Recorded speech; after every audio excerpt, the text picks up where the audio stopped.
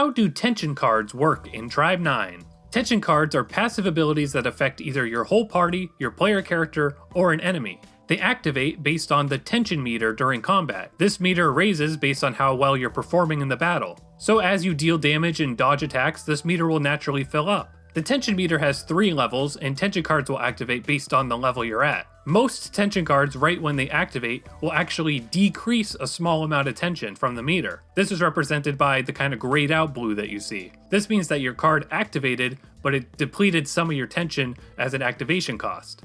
Like most mobile RPG games like this, there's pretty confusing statistics to pay attention to when you're reading the descriptions for these tension cards, but a very important tip that I feel like is probably easy to miss is that if you click on the underlined text in the description, it'll give you a specific breakdown of what that status effect actually means. If you're using a controller, if you press the right trigger, that will allow you to move the cursor over to the description and click on the underlined text. So you're going to want to peek at these status effects and think of ways that you can make them chain together. For example, I set up my party to have really strong and frequent critical hits. I used one of the default tension cards that just increases the critical rate for everybody. Then I have the Strike Zone card, which at the start of battle gives your whole party the Unity status. Then I have another default card, the Full Party card. This card increases your critical hit rate and your defense. And if you have the Unity status effect active, which the Strike Zone card automatically activates, the effects of the Full Party card get doubled. So with all this stuff combined, I'm doing very frequent, strong critical damage.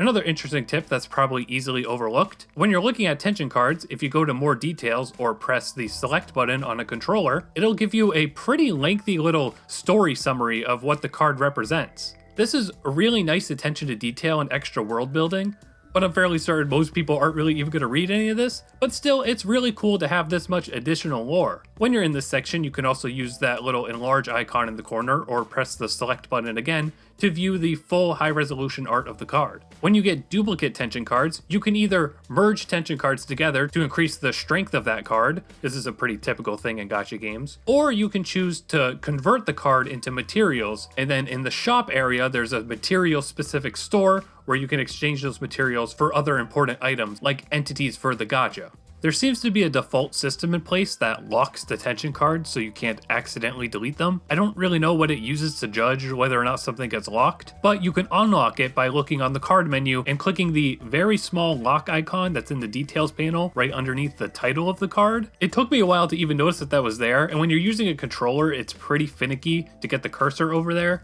So if you're using a touchscreen or have a mouse, it's easier to just tap or click right on it.